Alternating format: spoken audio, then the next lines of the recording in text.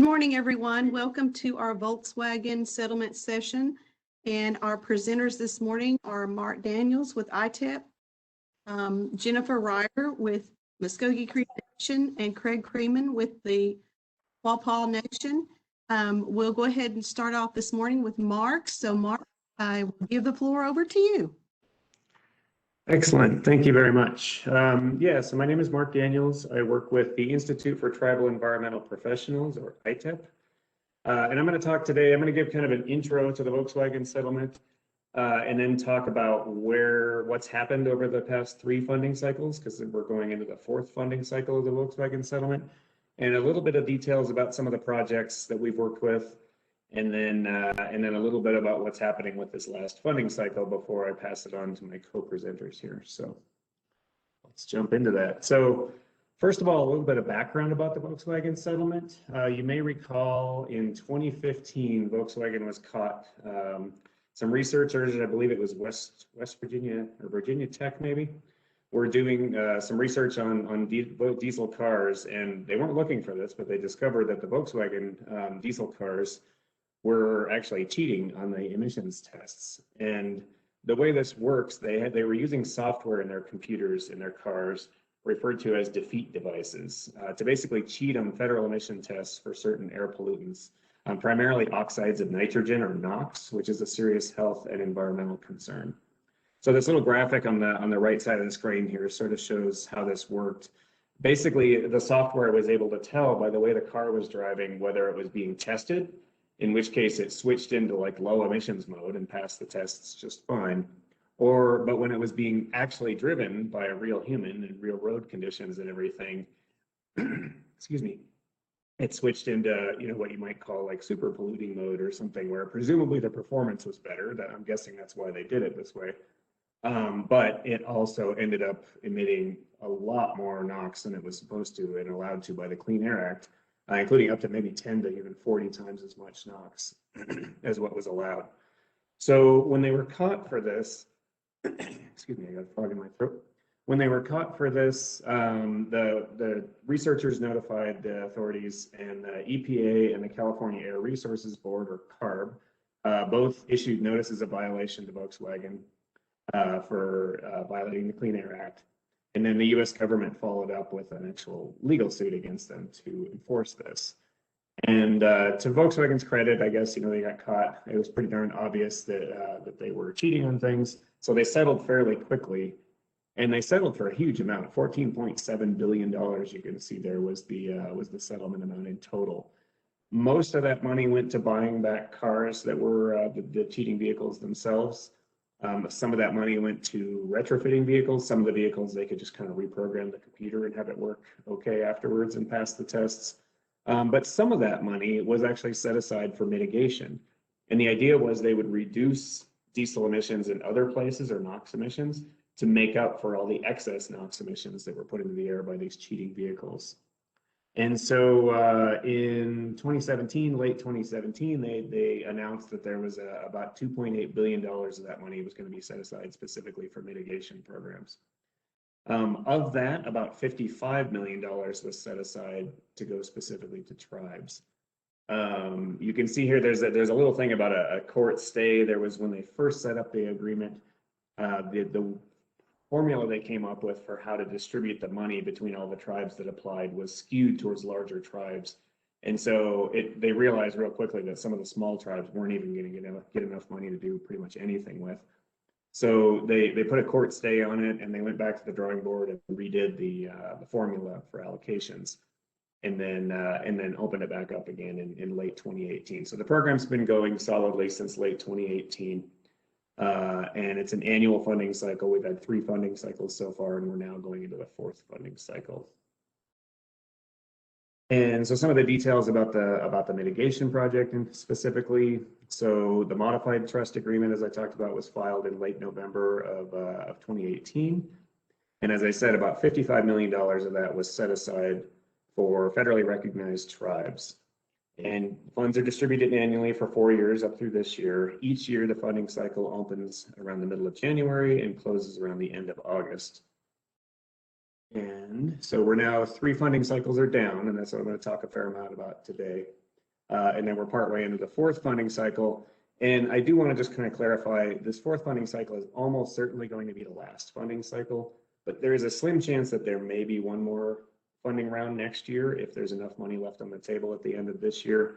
But we've been told it's unlikely, so we're kind of going on the assumption that this year is the last year of the program. Before I go further and talk any more about the program and how it works and everything, I do want to just briefly tell you about why we're the ones talking about this and why I'm the one talking about this here.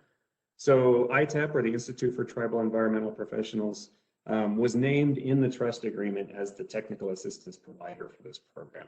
So our job specifically for this program is to provide technical assistance to tribes who want to apply and get this money. And that takes a lot of different forms. We do a lot of one-on-one assistance, a lot of phone calls, a lot of emails to help people when they're having trouble with forms and things like that, documents. We do a lot of outreach, such as this presentation here. We used to do a lot of trainings before when we were allowed to meet in person, but and then we also established a tribal advisory council, and this is a group of representatives of tribes from across the country that kind of just help let us know how we're doing with our outreach and if there's things we could be doing better to help the tribes, and just generally bring up issues about the trust agreement as well. I do want to also point out that the technical assistance we provide is provided at no cost. We're actually funded out of a very small portion of that settlement. So we do provide free services to folks. And just a little bit about us, we are located at Northern Arizona University in Flagstaff, Arizona. And we have almost 30 years now of service providing environmental training and such to tribes and Alaskan Native villages. So let's jump into an overview of what's happened so far in the program, what we've gone through. So I'm not going to go through all the details here, but you can see we've gone through 3 funding cycles now. You can see the amount of funding available each year went up. The first year the program was not fully funded, just the way they set it up. So there was only $6 million available the first year. And then the second and third years, we had $15.5 and $16.5 million. This year, for reference, there's about $18.1 million available. So it's gone up at least a little bit each year. But as you can see, the number of tribes applying for funds has also gone up each year. And I should say the way this program works, once a tribe gets into the program, they can apply for any future funding cycles as well. So there's a fair amount of repeat customers, you might say, or whatever, among the tribes here as these numbers go up each year.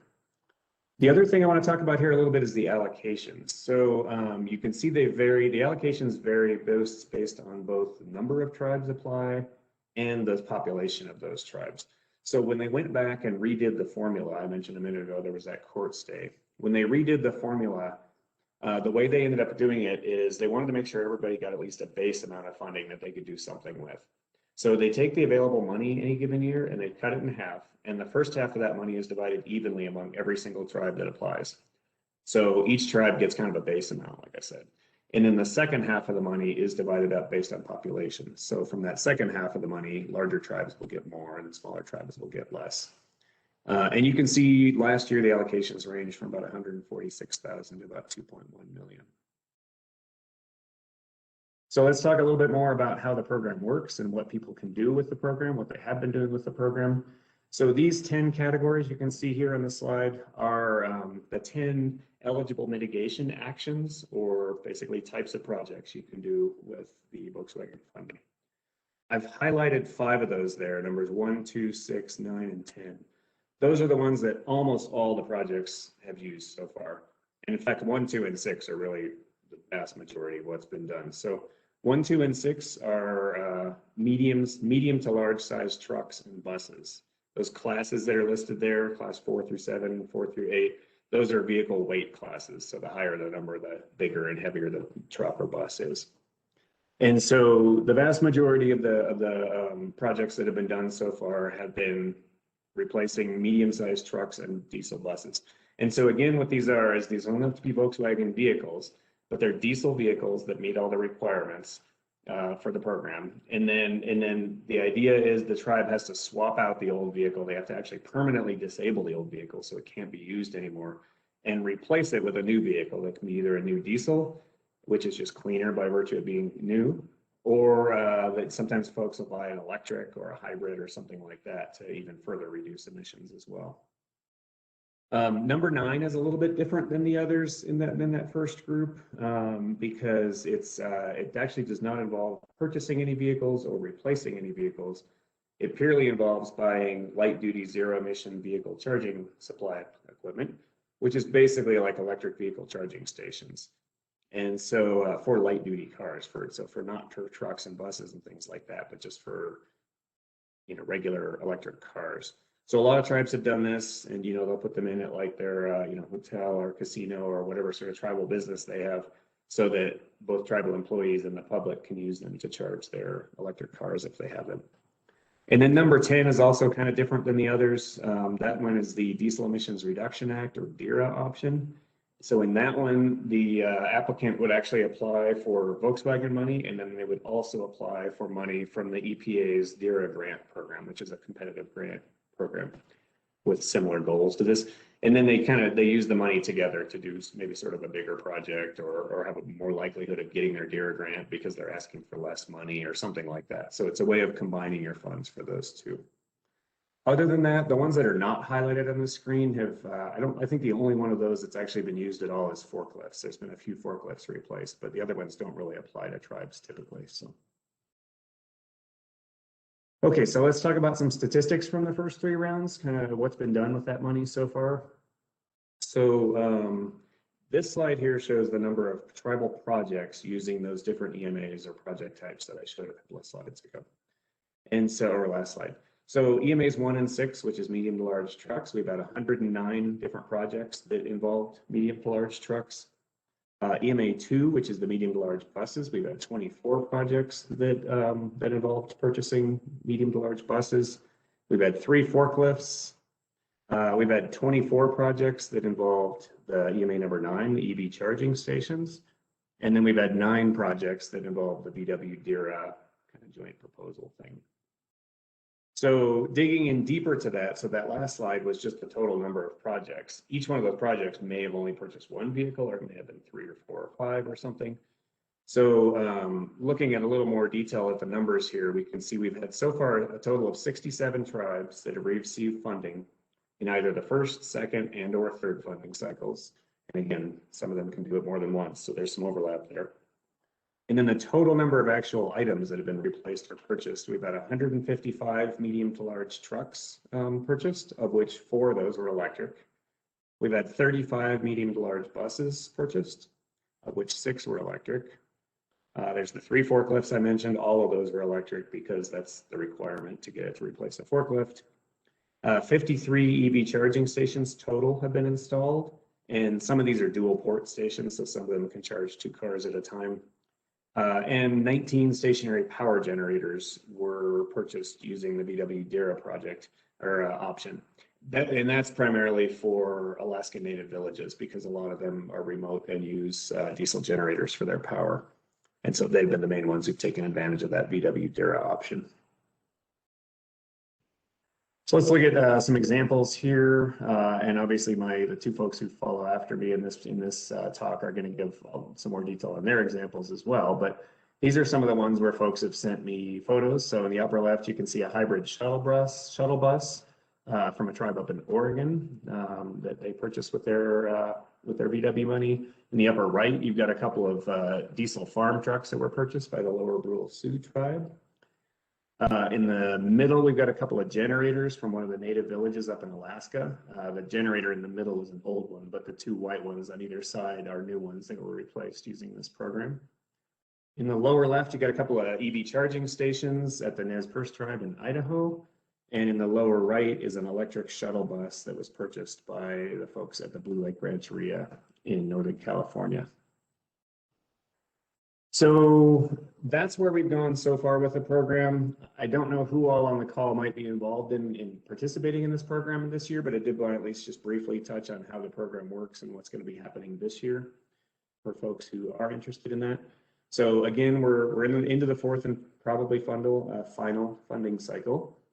It opened in January 15th of this year with roughly $18.1 million available. These first 4 steps are the steps just to get into the program, to become a beneficiary of the program. And the deadline for those was March 16th, so a little over a month ago. And we did have 25 tribes this year who made that deadline and got their documents in to try to become beneficiaries for this year.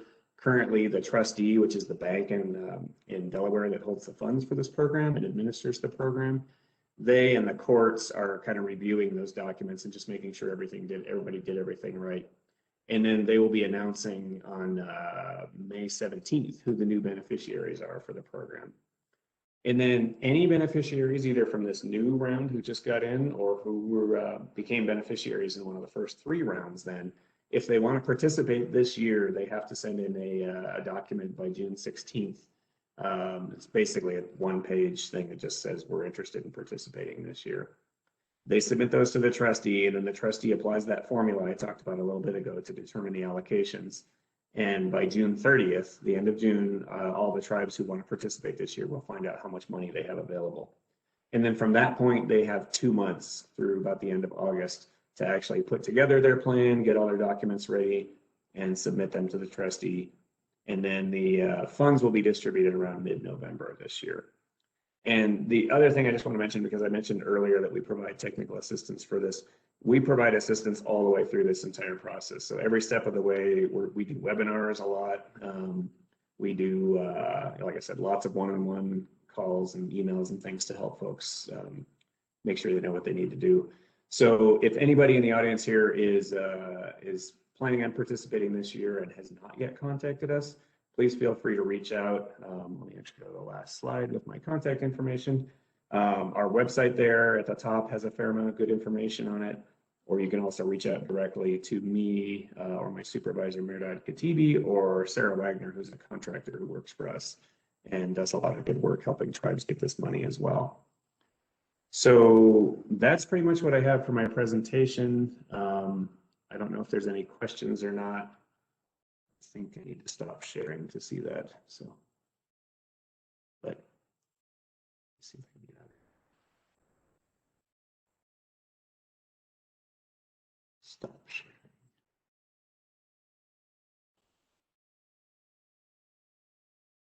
Okay. I don't see any questions in there. I don't know if anybody else who knows this platform better than me sees questions that I'm missing, but otherwise, I'm happy to take any questions anybody might have.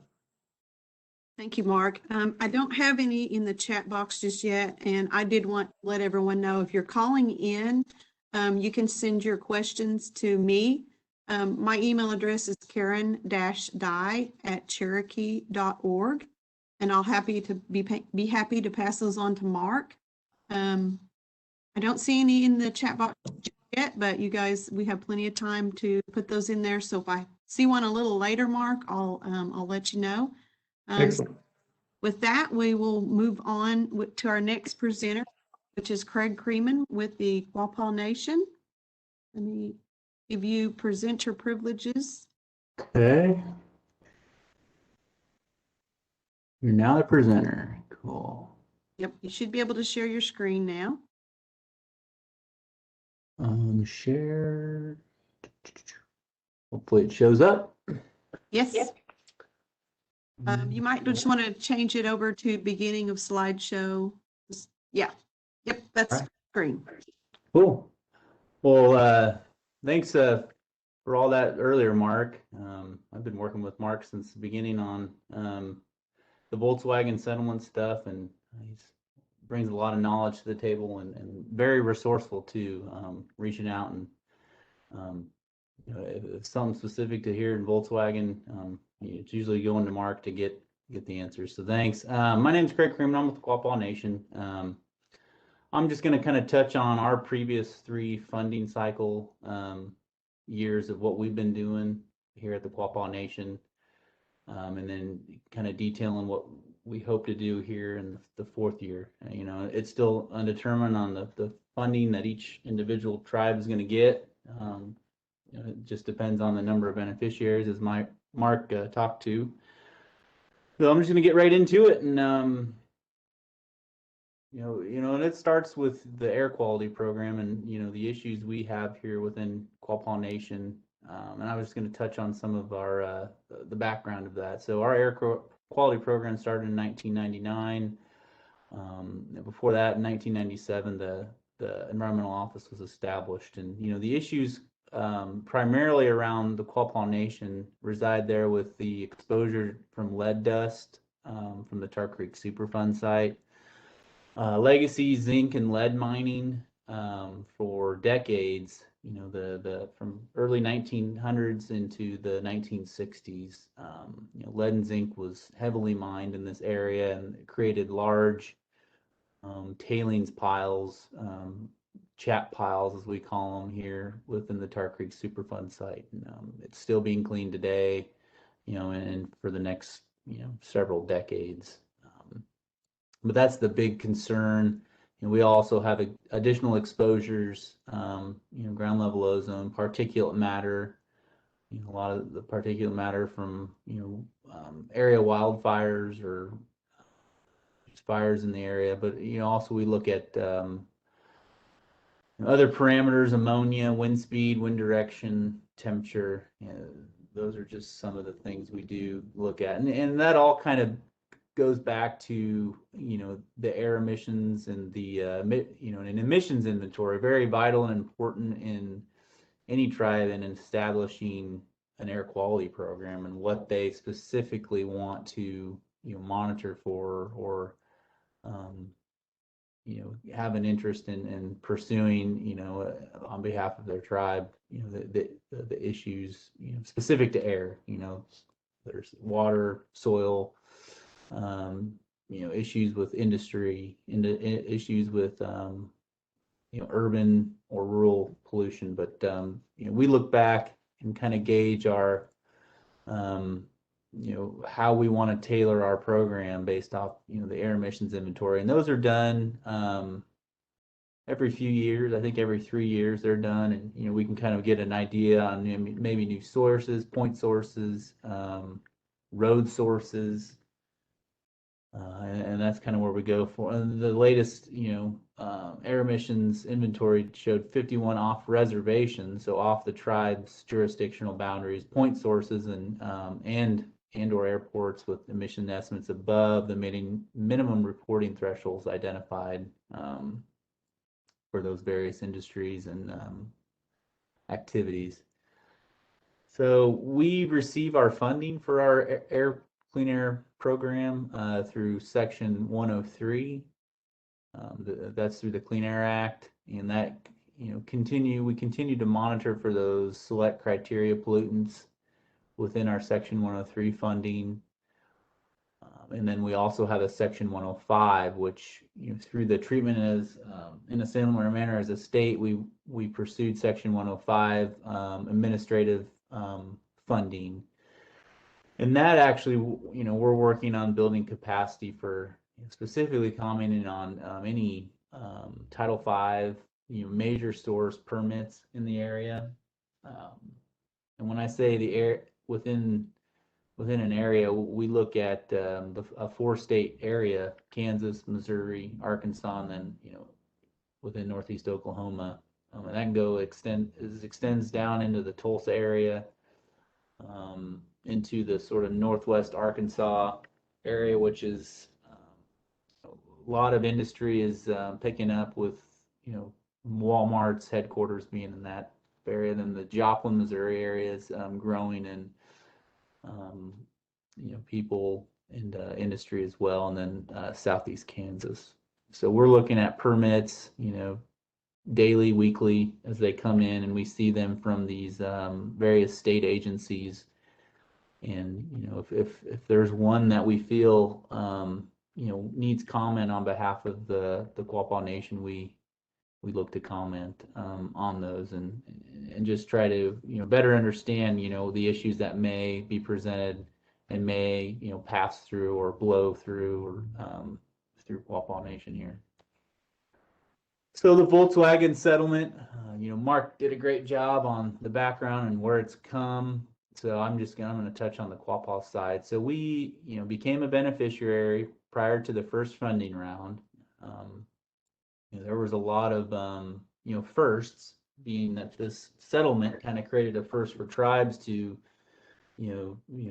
enter in as a beneficiary to this trust settlement and a lot of initial paperwork and speaking with the we call it's the business committee, the tribal leaders, getting the legal side of the tribe involved to review this settlement. There was a lot of work up front that kind of paved the way, I think, for us subsequently filing for the other funding rounds, and just the benefit that we were seeing here, in replacing very dated, very used pieces of equipment or haul trucks, and it's created quite an impact here, and it's very appreciated from the tribal leaders on being able to replace aging equipment without too much cost sharing, and I'll get to some of that on behalf of the tribe. But we filed the Appendix D3, which certified us as beneficiaries of the trust. Our first filing for the Appendix D4, which is including your plan or your eligible mitigation action certification on how you will what vehicle you've identified or piece of equipment you've identified and what you plan to replace it with, and doing we used EPA's diesel emissions quantifier, the DEQ, to plug those the piece of equipment to be replaced and what it to be replaced with in there to generate various NOx reductions, and that's something that the trust and what you have to provide in your documentation is looking for. So that was back in February of 2019. There was some delaying, as Mark alluded to, and the trust was modified, and so there were some delays in the initial funding round and getting everything filed. So February of 2019 was that date. Oh, back up here. And that to the Quapaw Nation included receiving $137,000. And we look to replace a fire EMS pumper truck. And as you can imagine, that piece of equipment there, which that is what we purchased, is not $137,000. It was probably twice as much. So we did, as that next point shows, the Quapaw Nation did cost share. But it was a very important and very necessary piece of equipment to replace. Tribe has a very active, very involved in the community fire EMS, and that was the #1 priority in getting replaced. And this Volkswagen settlement was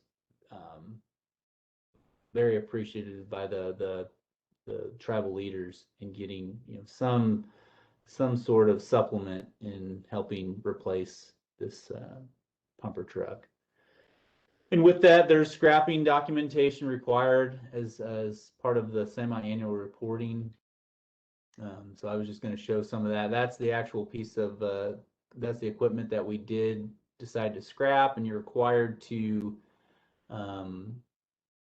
take photo evidence before and after. So this is before of the engine block on that piece of equipment and the chassis. So with that, you are required to throw at least a 3-inch hole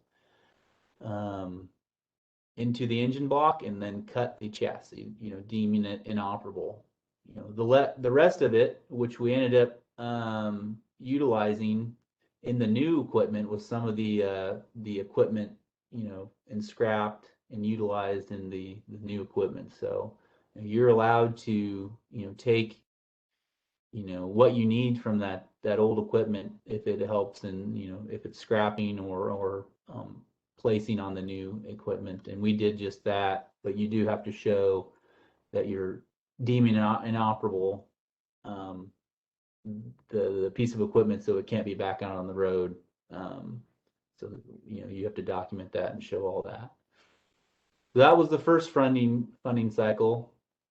The second one, year 2, we filed our D4 back in August of 2019. So again, the first year was and everything filed was in February of 2019, and then right away year 2 started, and we were able to submit and become qualified for year 2 funding in August of 2019, and we received $196,000. And we look to replace a dump truck. As I alluded to and talked to the Tar Creek Superfund site, the tribe is taking the lead on actively remediating various sites across the Superfund site with EPA and the state of Oklahoma. So we have several dump trucks, and some of them, met the requirements of the what could qualify in replacement. So we replaced a dump truck and some cattle trucks. The tribe also has a growing ag department with a cattle company where we also have a USDA approved processing facility. So we had several trucks there that needed replacement, and they fit the requirements of the trust. And again, with $196,000, there was a little bit of cost sharing that took place. Not much, because between those 3 trucks you see there, I think we only had to cost share, maybe $20,000 or $30,000 more dollars. I can't remember, but I think the total for all 3 of those new pieces of equipment was, $215,000, $220,000. My mind serves me right. But so yeah, that again, another need for the tribe in seeing these departments grow. They build their capacity. Their priorities to the tribe, and making sure we can continue to do the work that we set out to do and want to do, and serving the tribe in these various departments. So you can see those 3 new pieces of equipment. And the scrapping documentation to follow. You can see the ones we replaced them with. An old dump truck. So those dump trucks are carrying Superfund waste within the site and disposing of them. But that old Peterbilt there met the requirements. It was one that was constantly being serviced and out of sort of commission and out of use very frequently. So it was just a need and necessary to replace. And then you can see the two cattle trucks there that were then replaced. So those were the before, and these are the afters, showing those the chassis being cut from all 3 of them.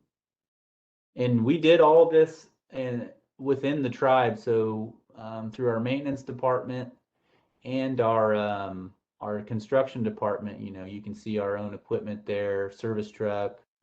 We had a little mini backhoe lift there, allowing us to do the cutting. Then we had, our own maintenance department has welders on hand to cut and drill a hole in the engine block. This picture just shows the chassis, but we did also do the required, engine disablement too.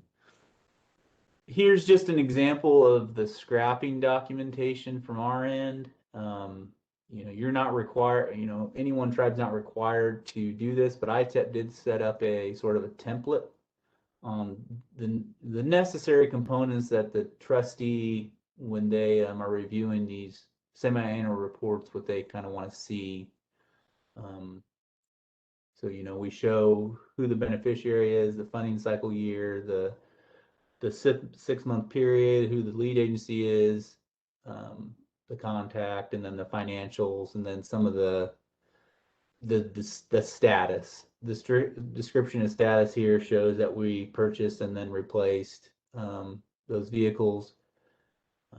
But for instance, if you don't get to actually disabling, the vehicles or purchasing the vehicles in that semi-annual reporting period, you just have to describe that. I think we'll get into the 3rd one here. So that's an example of a report. Kind of lay out the VIN numbers of what we're replacing, are those old diesel vehicles. So year 3, we filed back in August of 2020. We received $185,000 to replace another fire EMS commercial pumper truck. Again, I said we're actively involved and very,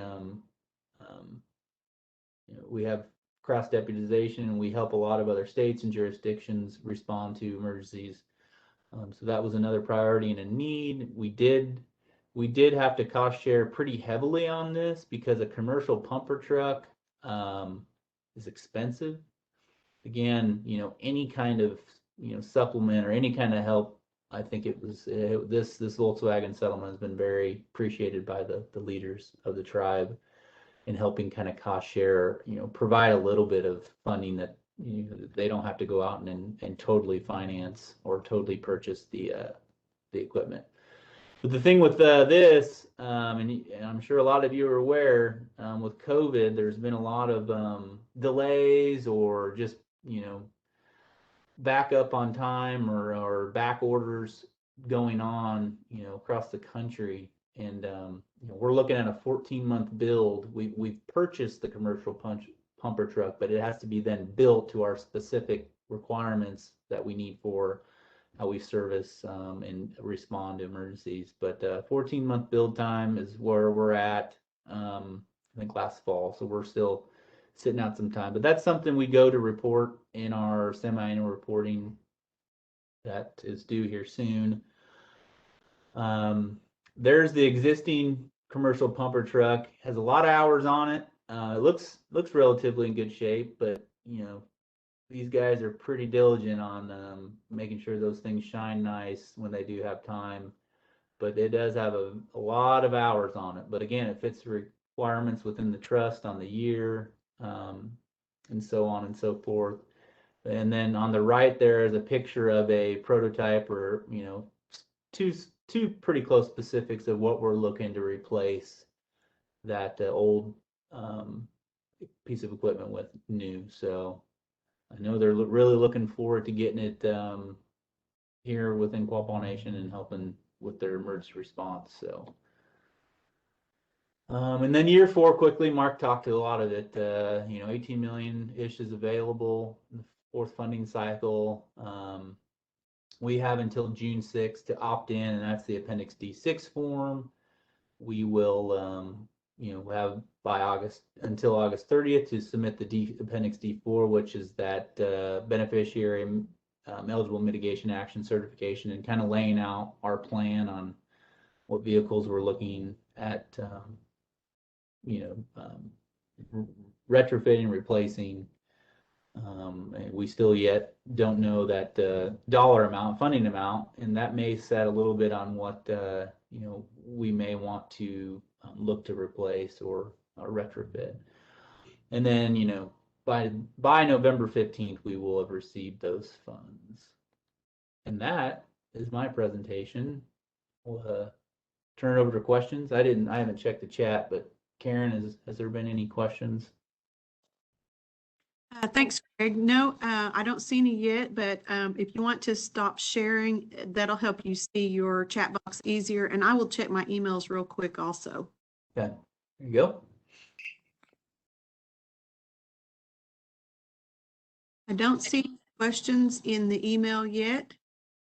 But if anybody has a question for Craig, you can email it to me or use the chat box or email it to Craig. Yeah. And we'll try to get those answered for you. So I don't see anything. So with that, we'll go ahead and move along to Jennifer. Jennifer Ryer with Muskogee Association is our next presenter. And you should be able to share your screen shortly.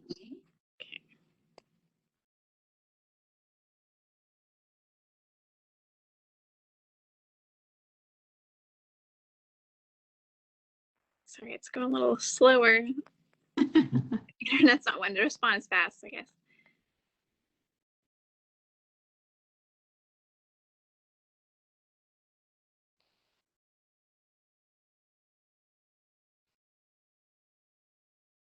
We can see it now. Okay, great. Okay, well, we are in our 3rd year of the funding cycle, and fingers crossed, knocked on wood, it's going to be our last year. We have had all of the vehicles that are eligible replaced. And so that was something we initially were concerned about when they changed the allocation method.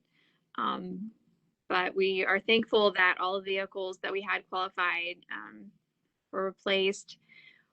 That's something that ITEP was amazingly helpful about. They went through our inventory with us and actually found a couple additional vehicles that qualified. And so I greatly appreciate Mark and Sarah's help with that.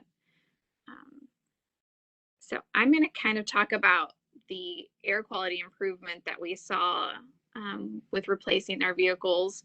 The mitigation action items we utilized were 1, 2, 6, and 9.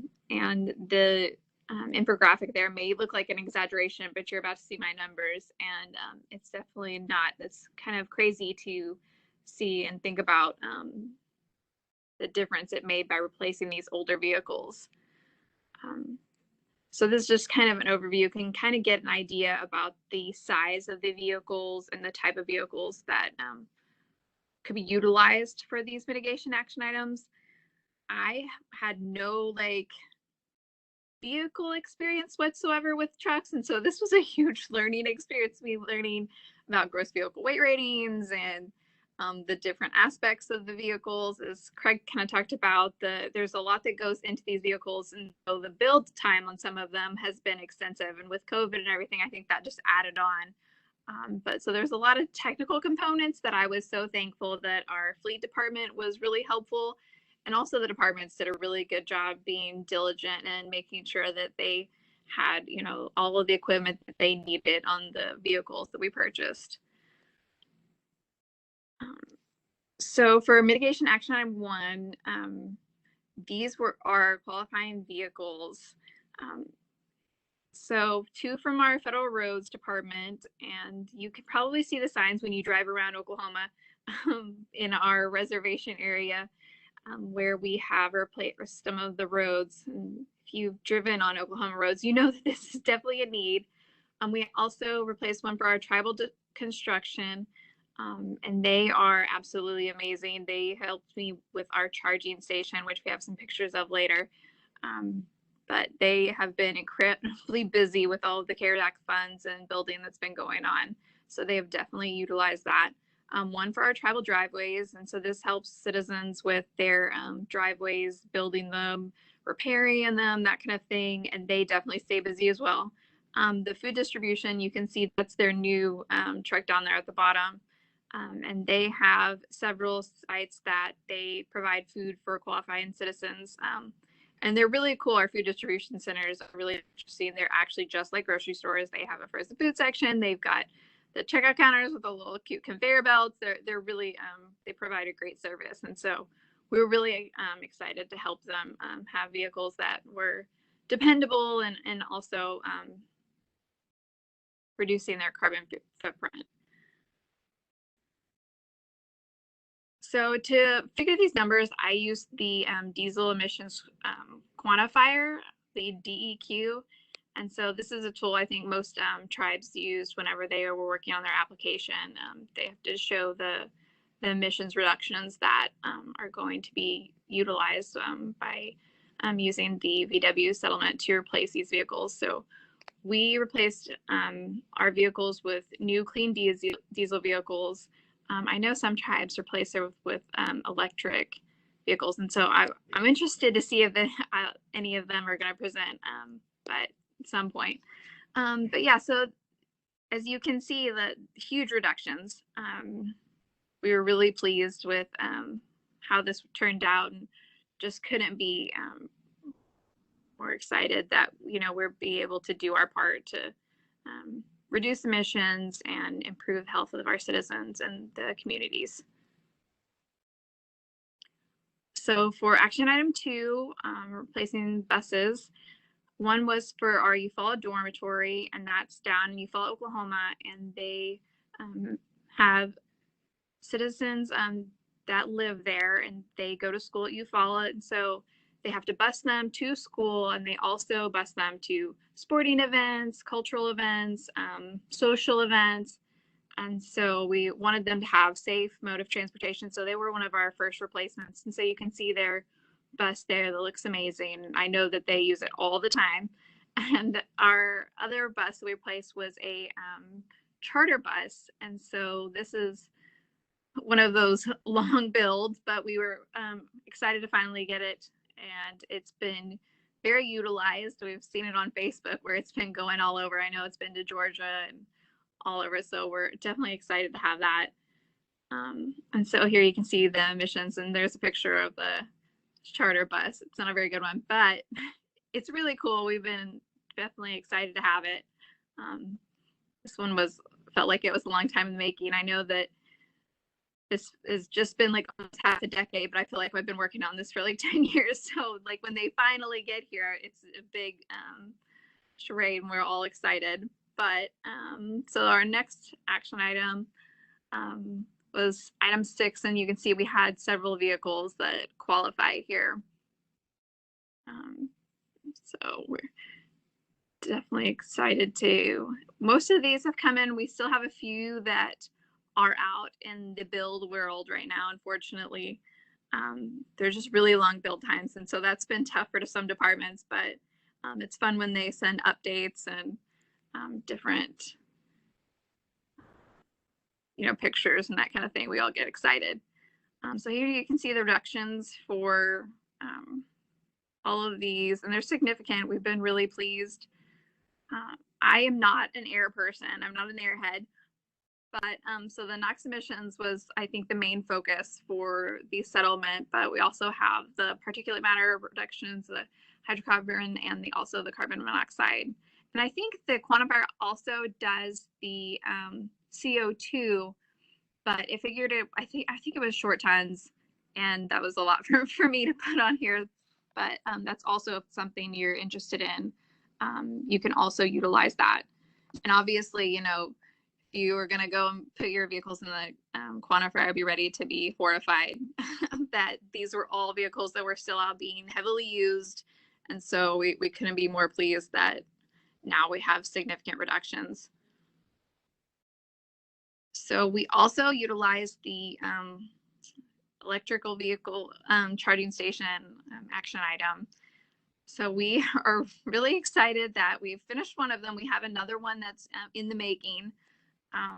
But we had 5 level 2 chargers here. There are 3 that are to dual port. We have 2 that are in the abyss of the world that are going to be single port, but they just are being built. They had to be custom built since they were the single port, but we didn't have the electrical load to support that. And so this has been a huge learning curve for us. And so I was really thankful for our tribal construction that they were able to help design the space. They helped support the whole process. And so I couldn't be more thankful. And also Francis Energy were amazing. They provided the chargers and just tons of technical support, which was definitely needed.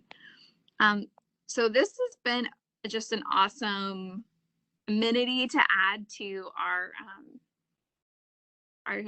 complex here. So you can see kind of the finished in this picture. So I was driving into work and I saw 2 cars there charging and I almost had a wreck. I was so excited. I had to pull over and take a picture. And I don't know if you would mind me saying this, but the white Volt there is our second chief's electric vehicle, and then another employee that is the gray vehicle. And so we have a few that have purchased electric vehicles since this has been built. And so we've been really excited that it's being utilized, and definitely, hopefully it'll continue to grow the use. But some benefits, so obviously our employee use, I had some different figures that I found online. One said an employee is 6 times more likely to purchase an electric vehicle if a charging station was available. And so I hopefully will continue that, but I think that it's only been open for a couple months, and we already have 2, so I think that's just going to continue. It's also like a visitor amenity. It's right in front of our Veterans Center, and so that's something interesting for visitors to come and see and look at all the Muskogee Creek Nation veterans and celebrate them. But also we have like different cultural aspects on our complex. That's also for citizens whenever they come to the complex, if they need to for a meeting or something. If it's we're right down the road there from our mound complex where our council meetings are, and hopefully we'll get to utilize those as the world opens back up. Fleet utilization, our department has an electric vehicle we've charged over there, and hopefully that's going to continue to grow. We have some hybrids in our fleet, but hopefully we're going to add some electric vehicles, and also just decreasing emissions. And so that's just another bonus. So last week we had our ribbon cutting for the charging station on Earth Day. So it was part of our Earth Day event. So you can see Chief was there, second chief. We had our council member at the Okmulgee chamber here. That we just had like a great support. I was totally amazed. The local Ford dealership brought an electric Mustang, so you can be cool and drive an electrical vehicle. I had no idea they even had one out yet, but so it was really, we had just great support, and it's just an awesome amenity to have for the nation. We're definitely excited for our next one to be completed and just to continue to grow. Hopefully they'll see the benefit of it and continue to support the electrical vehicle network. So the health benefits of reducing emissions are significant. We're definitely excited about this component. I think that these vehicles being idle, obviously with the school bus, that was a concern. So we are going to hopefully continue this. Hopefully it's a path that we are going to continue to remove these older vehicles and get them off the road. But we are just thankful for the Volkswagen settlement. It's just been an amazing project, and we're definitely glad that we were able to participate. It was a huge undertaking, but we're definitely thankful that we were able to participate and for everyone's support as we completed our projects, from IPTEP to France Synergy to all the departments that are participated. I think we had 14 different departments that were supported through this project, and so we are definitely thankful for all of them. But if you guys have any questions, I would be happy to share. Thank you, Jennifer. We did have a question, and I'm not sure who it would be for, maybe for Mark. Is there a list available that shows what vehicles are eligible? So I don't know if Mark would like to answer that, or you, Jennifer. I'll just let you guys decide who would like to answer that. Yeah, I actually, let me send it in the chat. There's a document that you can download from our website that has, it's called Appendix D2. You've heard references to a couple other Appendix D dash numbers. There's a lot of the forms in this program have that, but Appendix D2 is a document that shows all the eligibility requirements. So for each of those 10 different eligible mitigation actions that we talked about earlier, and Jennifer and Craig both touched on as well, it tells you what the rules are for each one. Like there's year ranges, the trucks have to fall, trucks or buses have to fall within certain model year ranges, certain size ranges, things like that. So I put that in the chat. I think I sent it to everybody, so hopefully people should see that. And there's a link on there. If you go to that website, about a third of the way down, you can download a copy of this Appendix D2 that shows all those rules. And if you have questions, if you have some if you have a few vehicles that you think maybe qualify, you can send it to ITEP. They're really good about that. That's what I did.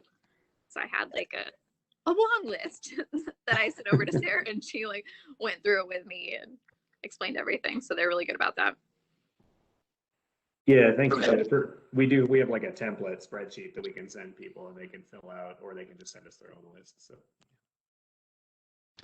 Hey, Mark, this is Craig. I guess maybe gonna ask my questions now. I mean, we're just kind of talking openly, but now, and I'm sure a lot of people have seen, or I guess if they don't, EPA just posted the Diesel Emission Reduction Act, tribal RFA, just yesterday, and they're awarding, I think, up on average to like $800,000 to tribes. It's competitive, but it's something that now does not require a match for tribes. It's very similar to some of the stuff within the Volkswagen trust settlement, but maybe an opportunity for some tribes to get in on this kind of work, diesel emission reduction. But I guess, Mark, my question is, like you showed in those different categories, the last one being the DERA option. Can you maybe talk to some of the pros and cons to, doing that with the using the DERA money, or no, using the Volkswagen money as a non-federal voluntary match? I think that'd be Yeah. kind of great to keep this conversation going. Yeah, sure. Thank you for that, Craig. Yeah, so just a little bit of history. Craig mentioned that they've got rid of the federal or the mandatory match. So historically, this program, the DERA program, has been around 10, 12, 15 years, something like that, I want to say. And historically, they've had a match required, a required match of the tribes. So to get this money, so it's a competitive grant program, but then on top of that, once you get the funding, you also have to pitch in a match, and it might be as much as 40, 50, 60% or something, depending on the type of vehicle you're purchasing. This year, after a lot of lobbying by the National Tribal Air Association and other groups, they finally were able to get rid of that match entirely. So historically, the DERA program has not been really heavily used. It was primarily just used, as I think I mentioned briefly in my presentation, by Alaska Native villages because they often needed to replace these diesel generators. They're very expensive, and there aren't a lot of other options for funding for those. Now that they've gotten rid of that mandatory match on the federal side, the program's a lot more appealing to a lot of people, and we anticipate that there will be a lot more interest in the program and a lot more participation in the DERA program. So that by itself has pros and cons. With more people applying, because it is a competitive program, they're either going to, issue fewer of these, or not fewer of these grants, but people are going to get turned away, or they may end up issuing more smaller grants or something like that. We don't exactly know how this is going to play out. They did beef up the amount of money available too, if I remember right. I haven't seen I just got back from vacation, so I haven't seen the actual RFA, but I know they were going to give out more money than they usually did for this to kind of account for the fact that they anticipate more people participating. So from the Volkswagen perspective, or from the perspective of doing that combination, the VW DERA option, there are just a couple of things to think of.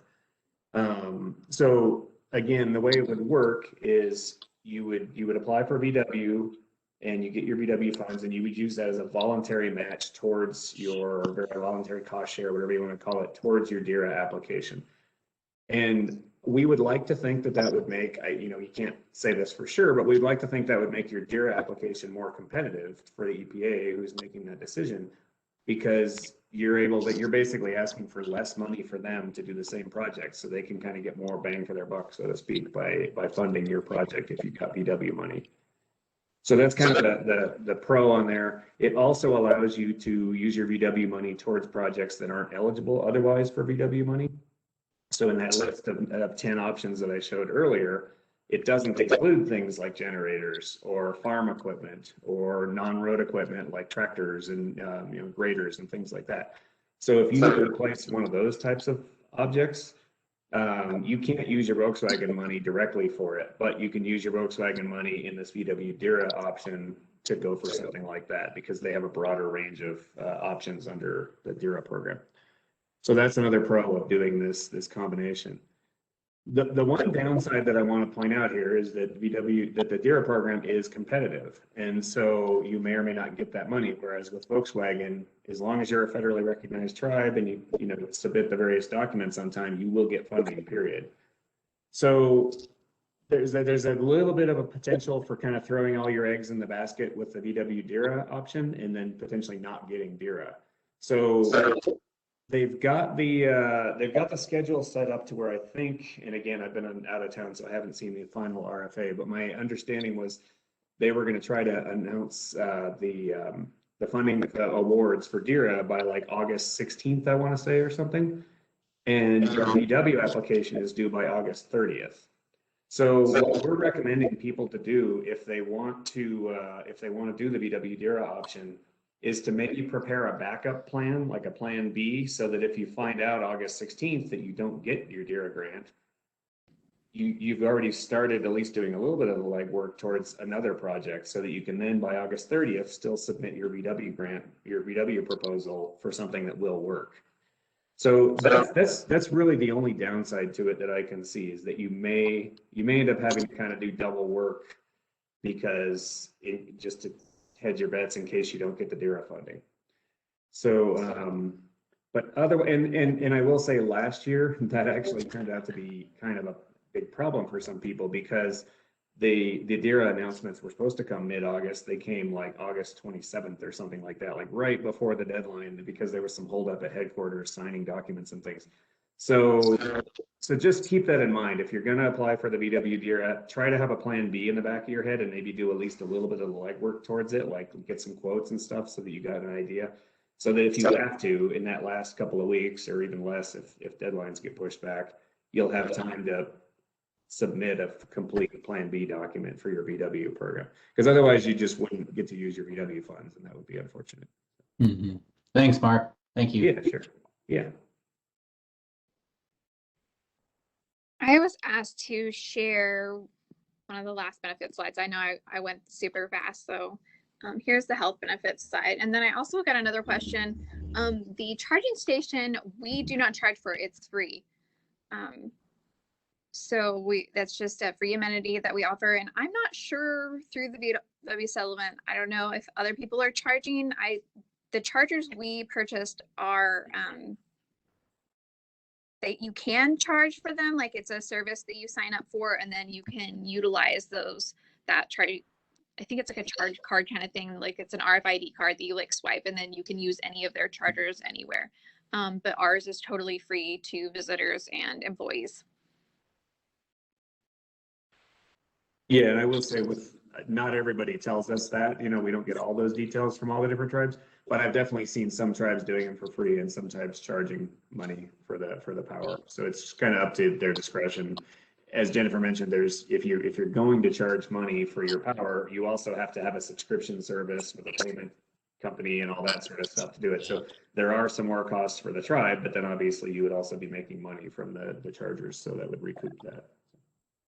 Yeah, I wonder if there'll come a point, Jennifer, or just in general, people are offering free charging and electric vehicles pick up, and then the leaders at Muskogee are like, "Oh my gosh, we're footing a huge bill for people to come charge for free," But I mean, I guess that's a good thing, and then I guess at that point you kind of reevaluate. Okay, maybe we do need to get something set up at these chargers so we can pay the bill. But I think. who knows?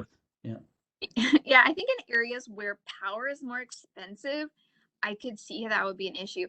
Power is really cheap here in Oklahoma. We're really fortunate. So it's actually really cheap to charge it with the level 2 chargers that we have. It's like, I can't remember how much it is per kilowatt hour, but it's cents per kilowatt hour. And, I don't know. I think it's probably going to continue to be free, but yeah, I think, it's totally situational. I think new administration could come in and we could start charging. So you just never know what's going to happen in the future. But yeah, we're really fortunate that we can offer it for free right now. I could see how some, tribes in California or New Mexico out there, where power is more expensive and, harder to get in remote places, that would, it would be beneficial for them to charge. Like, I don't blame them a bit. Yeah, I have some friends. I mean, this is going too far maybe, but I have some friends in the Bay Area of California, and there's a free public charging station, but that thing's always full. But then, there's one just a couple blocks down that you have to pay for, and there's never anyone there. But yeah, I mean, yeah, California is definitely a different story. But hopefully the interest picks up, and yeah, with the new administration, hopefully. That's, I'm on, so a lot of I'm the lead for the National Tribal Air Association within Region 6, and that's some of the stuff we've asked, headquarters, the people up there to be thinking about tribes. Tribes don't have the money to, put a lot of this infrastructure in if it's just coming from, the tribal, governments. So if there is ways for funding to come to the tribes to look at that, even incentivizing electric vehicle fleets within the tribes, and you can't just expect the tribes to be on board with phasing out diesel and gasoline powered vehicles for electric vehicles, because it's the right thing in your, the right thing to do to save the planet, there needs to be some funding to help kind of transition and phase that kind of work. So. Yeah, I know that's something that our fleet department wasn't super comfortable with, and I think even the departments who are driving these vehicles, like that rocked their world to even think about electric vehicles. So I think clean diesel was a comfortable step for them, and hopefully in the future we'll, continue to grow and get it out of our comfort zone. But like I know the Cherokees, like I think they bought an electric bus. So Yeah. I'm interested to hear how that went and or is going. I don't know how far it is in their project, but yeah, I think it was definitely out of our comfort zone because it's servicing those vehicles and everything. They were just that was out of their realm of comfort. So, but yeah, I'm hoping that as they become more popular, more prevalent, that we'll continue to pursue that. And one thing, Jennifer, just because you mentioned the Cherokee project with electric buses. So one of the things they did too, and I wanted to mention this also with regard to the cost of power and whether or not to charge for it. You can also install solar panels potentially to charge these charging stations. And I believe that if I remember right, Cherokee was one of the tribes that did that too. They set up kind of like a solar canopy like over their bus stop that charges their buses or something along with providing shade. So, and that was using VW money as well. So that's another option to, reduce or eliminate your electricity cost for providing those charging stations. we wanted to do that on our first charging station. It was a little out of our budget, just I know. They are a bit pricey for sure. Although there's a company in California that sells individual charging stations that fit into 2 parking spaces side by side. And it has a canopy over it that provides power and everything. So it's like literally you can put it in the middle of nowhere and have electric charging for your vehicles there, just all kind of compact and in one package like that. But again, they are pricey still. So.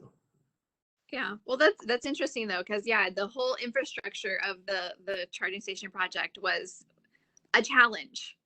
Selecting the site that had the electrical load, already had the concrete pad, that kind of thing. That's something that our second one is a challenge to find the right location and make sure that has everything they need. So the one-stop shop may be something that people would be interested in. We have a lot of rural areas in our reservation, so that may be something that in the future that we could look into. Yeah.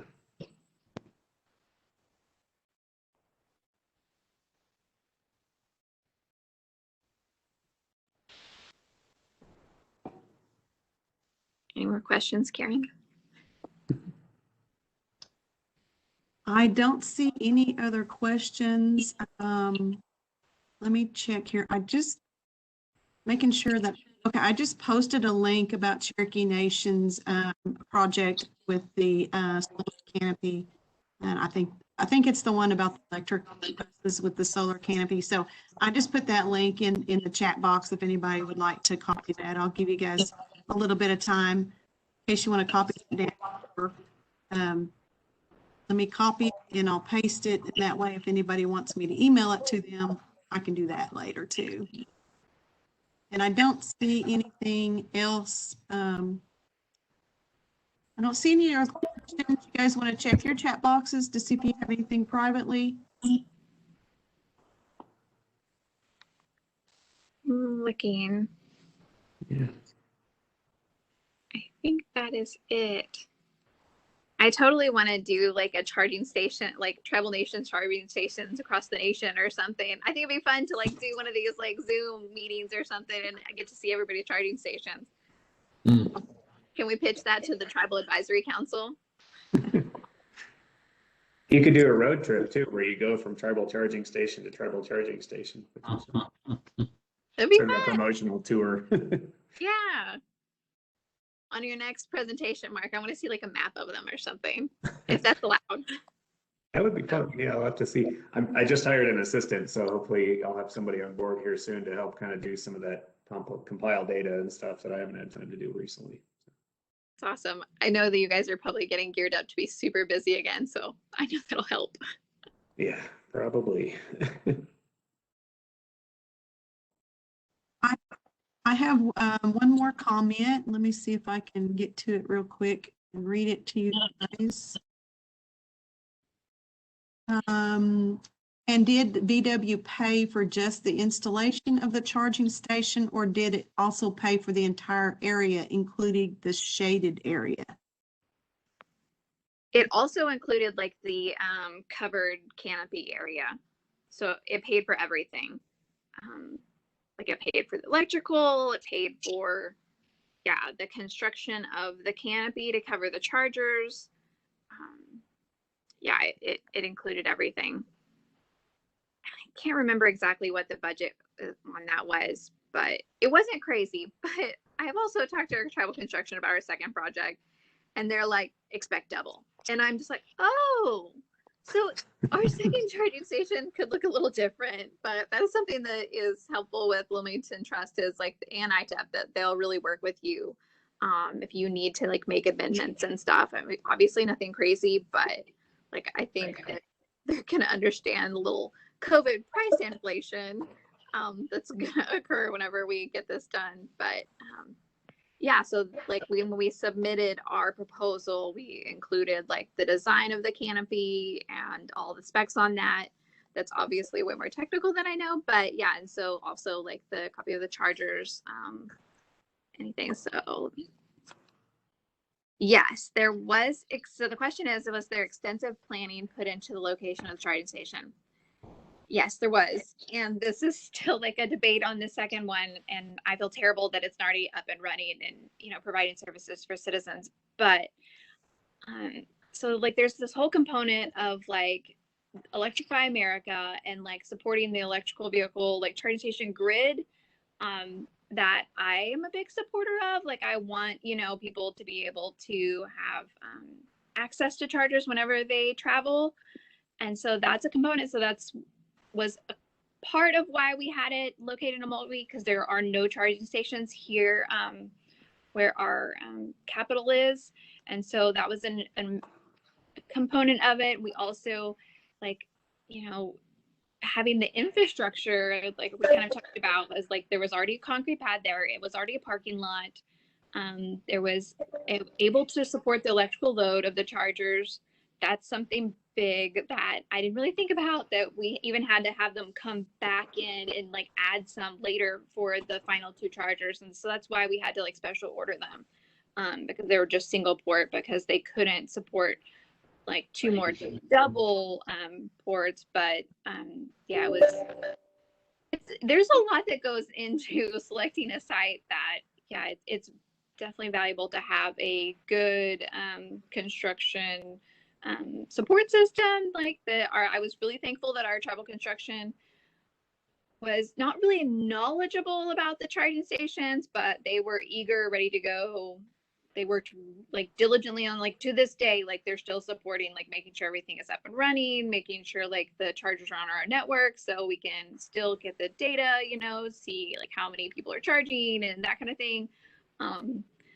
Yeah, so there is a lot that goes into selecting sites, and I would definitely put a lot of thought into it and make sure that you have all the information that you need before you select a site. Make sure it's going to be successful, because you obviously don't want it like at where, you know, there's no location for people to get out of the car and go in somewhere, like Mark was saying that they're putting them at casinos, and so there's a place where they can go inside and eat, get out of the heat, that kind of thing. Obviously it's a benefit for businesses. People are going to stay there longer if they're charging. But yeah, so there's a lot that goes into selecting a site, but I'm sure Mark probably would be a great resource. If you have any questions, you can reach out to me too. I would be more than happy to help. But yeah, we've been really excited. It's been utilized, and that's been really exciting that the two people bought cars because we had that amenity. I thought that was amazing. So I think it's just going to continue to get support.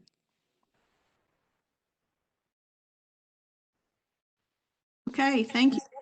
Thank you, everyone, for all the great questions. This has been really good. I don't see any other questions. questions or comments just yet. James Jackson just said, thank you, everyone. Thank you guys for presenting. Thank you, Mark, Craig, and Jennifer. Thank you so much for presenting today. And we will end the session for this morning. And don't forget to join us this afternoon at 1 o'clock for our tribal projects session.